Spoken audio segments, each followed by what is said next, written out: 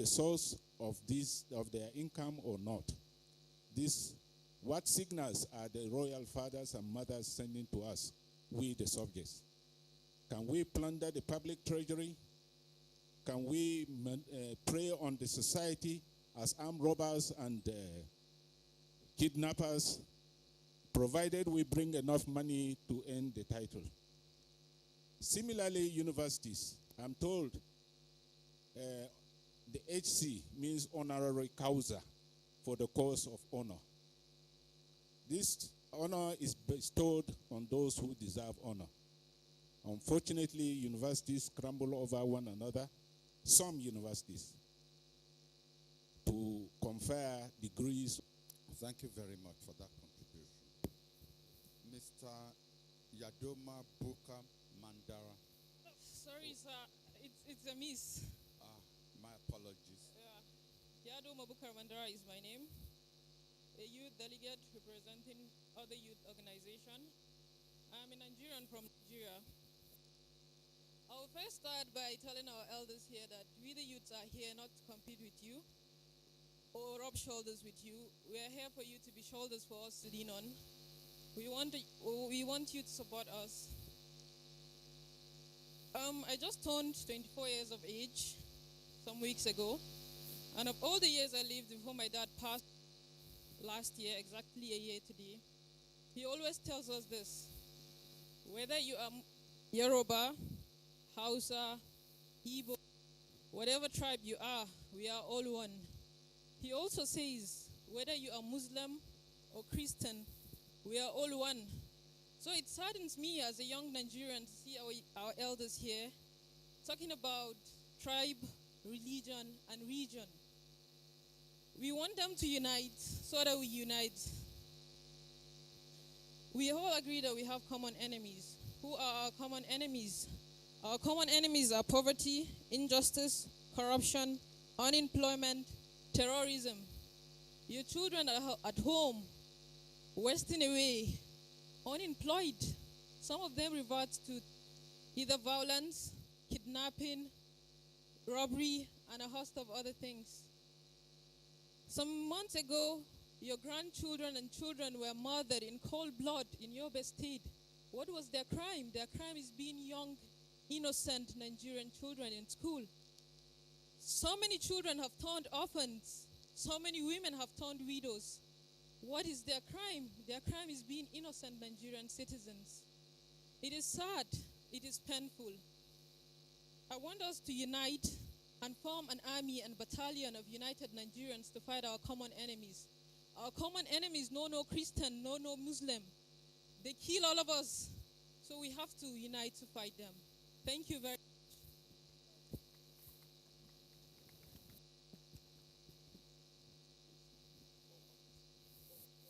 Thank you very much, Ms. Mandara. And a belated happy birthday to you. Colonel Bala Mande. Colonel Bala Mande. Mr. Chairman, my name is Colonel Bala Mande, as you rightly announced. May I join my other colleagues to congratulate Mr. President for convoking this conference. I would like to invite the attention of the delegates to what the President said on page 05, when he said this assembly is another significant landmark in our effort to strengthen national unity and consolidate democratic governance in our beloved country.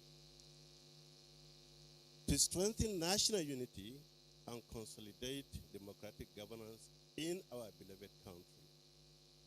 Mr. Chairman, I believe what the President means here is that this assembly, this conference, should bring out a national agenda that is workable, that will be based on justice, discipline, and security. We would like to see, Mr. Chairman, the judiciary in Nigeria to be strengthened because it is the last hope of the common man. It should be strengthened to work. It should have the independence it needs, just like the executive and the judiciary. Because our stability, actually, our morale will depend on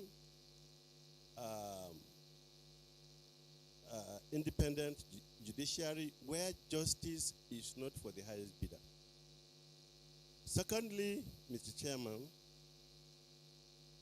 discipline. We have to go back, look at ourselves, look at where we have come from. What level of indiscipline do we have in the country now? Some might think it is a tall order to imbibe discipline into society. It's not. We can start at individual levels. At whatever level a person is, he can start. And I want to support the call by one delegate who said there should be a truth and reconciliation committee. All those who feel they have offended the country one way or the other should come and say it. They should be pardoned by the citizens and the country, and from there we march forward. Security, Mr. Chairman, in some parts of the country, today, the Northeast has already been known to be a killing area. Now it has shifted to Benue, to Plateau, and Northwest. Hundreds are being killed every day. Only during the weekend, in my own state, Damfara State, about 183 people got murdered. I just came back from Damfara this morning to join the colleagues here. And I thought it is so serious that this conference might be asked to stand up for 1 minute silence so as to observe and to respect those that have been murdered in cold blood. Mr. Chairman, the situation in northern Nigeria, to say the least, is like the north is under war because nobody is sure of himself. You come out from your house, from your village to another place, you are not sure. People are traumatized. Mr. Chairman, there is the need to look at the security situation and provide a solution. Thank you so much. Thank you very much, Colonel. This issue of Zamfara was raised earlier today. I've consulted with our chairman, and I think that because the death of every Nigerian diminishes all of us, but given the magnitude of the number of the, I think I will accede to your request for a minute of silence in their memory.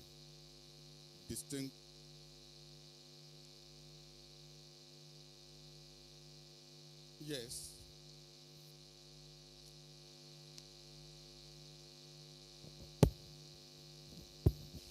Thank you, sir. Mr. Chairman, my name is Honorable Musela Abdullahi, former of House of Representative members. I come from Nasarawa State. Mr. Chairman, sir. What point of order, please? Quote the exact one for me. Sorry, sir, I didn't have the. I want to observe, sir. No. Sir, it's very important. No, I'm sorry. You can only. Order 910. Order 910. Yes, Mr. Chairman, sir. Every newspaper in Nigeria last Thursday carried the news of the killings that took place in Nasarawa State. It's a matter of public knowledge. Mr. Chairman, sir. No. Let's do this order. 910 says it shall be out of order to use offensive and insulting language. Now, so it isn't. So please,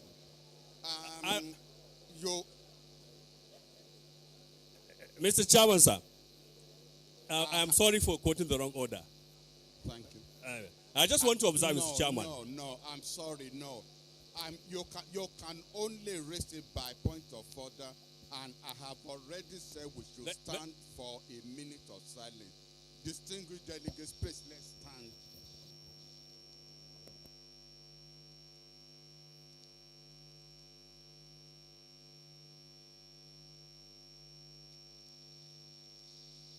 Okay. We are standing for all victims of violence.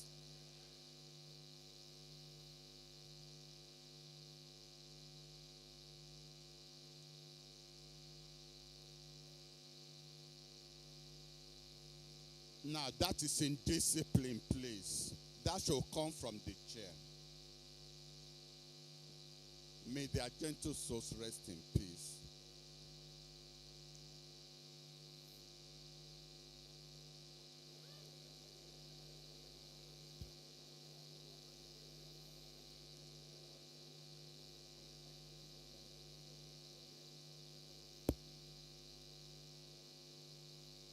Senate.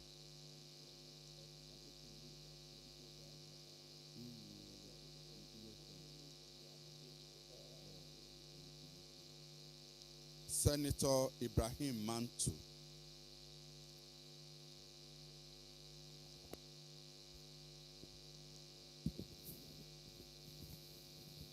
Mr. Chairman, sir,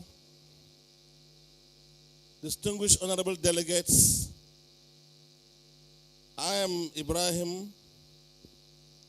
I'm distinguished honorable Alhaji Senator Ibrahim Mantu, CFR, Indebo worldwide, Bashar of Iwolan in southwest Nigeria, Wazir Impiam, a delegate from north central Nigeria. In the last few days, I have listened to eloquent speeches from delegates, mostly eulogizing the president for his inspiring inaugural speech. To me, the president's speech is a catalog of the yearnings of patriotic Nigerians over the years. God Almighty, the creator of heaven and earth, has been too generous to Nigeria that sometimes I'm tempted to believe that God himself is a Nigerian. He has blessed the country with abundant natural resources, qualitative human resources, and our land is free of natural disasters. We therefore have no business with poverty, because all these natural endowments ought to make our country flow with milk and honey. It is not an overstatement to say that we should be the most prosperous country in the world. However, we have allowed factors that we cannot humanly change to stand between us and prosperity. These factors are ethnicity, regionalism, and religion. Let me start with ethnicity. You are Yoruba because you are born a Yoruba. You are Igbo because you are born an Igbo. You are Hausa because you are born a Hausa man. So it is with all the other ethnic nationalities. None of us ask God to create him or her what he or she is. You cannot baptize from being Yoruba to Fulani. And your siblings will remain what you are until the end of time. The whole world to speak one language, he would have made it so, because he has the power to do so. The other area of discrimination is regionalism. The region you belong to is determined by geography. If God had decided to create you in the north, you will remain a northerner until the end of time. Similarly, if he had decided to create you in the south, you will remain a southerner till the end of time. Nothing can change this. Another dividing factor is religion. The religion you practice is influenced by your environment. If you were to be an Indian, you would probably be a Hindu. If you were to be a Korean, you may probably be a Buddhist. And coming back home, if some of us in this conference hall from the north were created as Igbos, we would have probably be Christians, because that is the dominant religion in that part of Nigeria. And if some of the Igbo delegates here in this hall were Fulanis or from Sokoto or Kano, they would probably be Muslims. So you can see that even our faith is largely influenced by our environment. The question is, does poverty, disease, illiteracy, hunger know the difference between a northerner and a southerner? Does it know the difference between an Igbo, Yoruba, Birom, Angas, Tif, Idoma, or any other ethnic nationality? Or the difference between a Christian and a Muslim? The answer is no. Why do we allow things that we cannot change to stand between us and prosperity? Why is common sense uncommon? Brothers and sisters, let us pool our collective resources together to fight poverty, to fight disease, to fight hunger, to fight illiteracy, in order to make life worth living. I love you all. Thank you.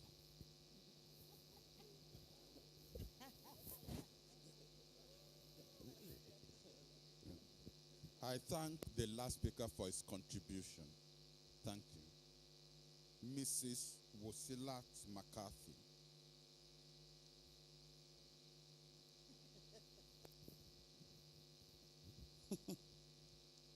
Mr. Chairman, let me join the numerous others in praising our most humble president. Oh, my name is Chief Mrs. Wosilat Tinuke Makati, Kwara Delegates. His speech I consider most stimulating, patriotic, and forthright. And I will discuss in 2 or 3 seconds or minutes